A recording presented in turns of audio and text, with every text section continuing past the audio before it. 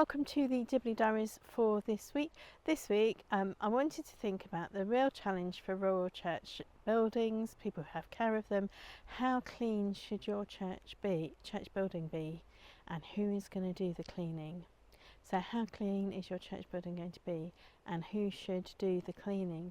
Now you might think this is a bit of a trivial matter, but it's really not, especially in places where there's a huge church building and an elderly, not very mobile group of people who live locally. How are you going to actually resource cleaning your church building?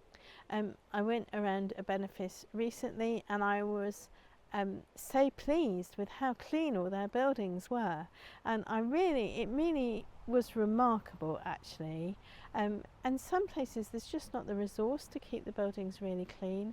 And a few years ago I went into a church building not near where I live but somewhere else, and there was so much bat poo on the carpet, on the pews, on the children's play tables that I couldn't, and the stench was so bad I couldn't even stay in the building. I had to fetch something outside, so I went and got it, took it back outside again so I could read it in a cleaner place. But I didn't email them and go, what on earth is going on, because bats are a big problem. But I was so put off from even spending any time in that building at all, just because there was bat poo everywhere. Maybe it's a particular month that they struggle with, but actually we have a lot of problems with bats, with mice, with just general dustiness. The very damp weather over the past few years has created a load of black mould issues in church buildings. So I think it's a real challenge. How do we keep rural church buildings clean so that they're welcoming for worship? How do we do that? Do we encourage our community to help? Do we gather some money together to pay for cleaning? What is the best way to do it? But we don't want actually the cleanliness of our church building, or the lack of cleanliness of our church building, to be something which really puts people off coming into that space for worship or for prayer.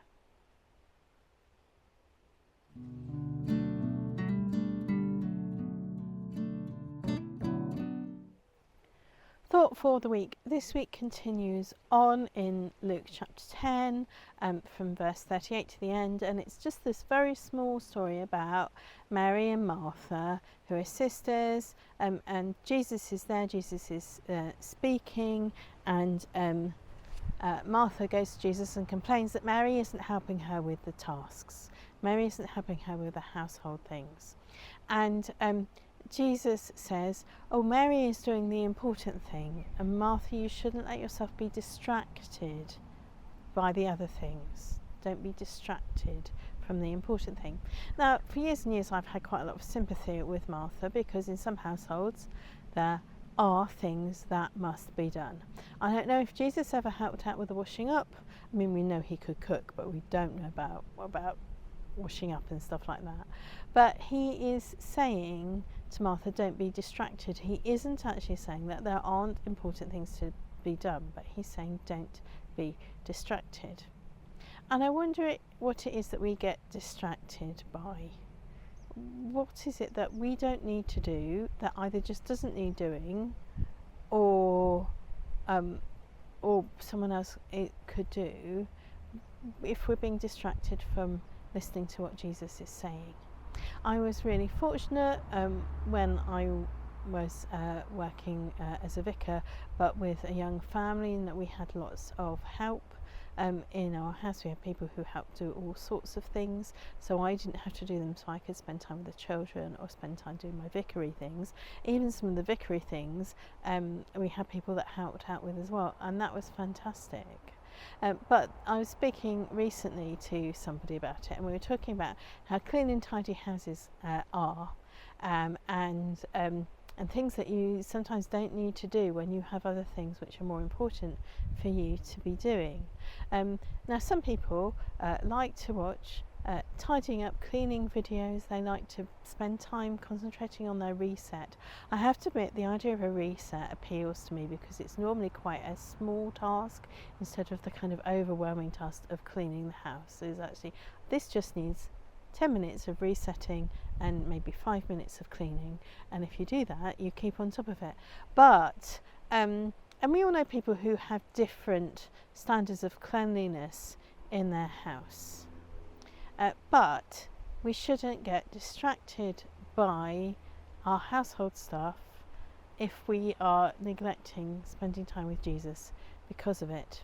Years ago, I was in a house group meeting and we were talking about managing your time, so you could spend time praying and reading the Bible, those sorts of things.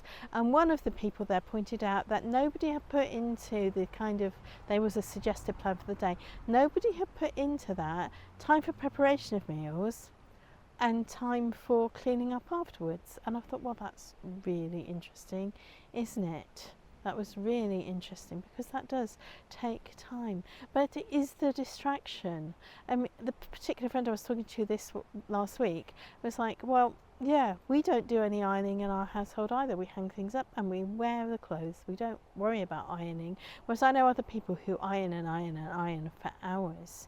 But it's just what is important, what distracts people, and what is important for us to do and what is important for us not to do. So I still have lots of sympathy with Martha because sometimes things do just need doing. They just need doing. But also sometimes there are things which we could put down because they're not the most important thing, that there are more important things for us to do than necessarily cleaning the floor again or doing some other things again. What else is it that we should be doing? What would Jesus be challenging us that we should be doing and not doing?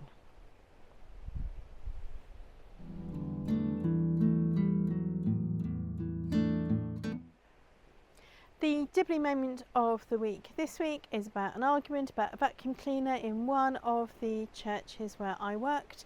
There were two teams. There was Team Upright and Team Cylinder Vacuum Cleaner. They were very bitter loggerheads about whether the new church vacuum cleaner should be a cylinder vacuum cleaner or an upright vacuum cleaner. I do remember having a discussion with one of Team Upright that I wouldn't actually be able to use an upright vacuum cleaner at that time because it would hurt my back too much. I'm not even sure I remember how it was resolved. I think, to be fair, one of each team donated a vacuum cleaner of each sort, and whoever was cleaning used the cleaner which hurt their back less. Well, that's it for the Dibley Diaries for this week. I pray that you and your village, however large or small, have a really blessed week where all your necessary chores can be shared out equitably.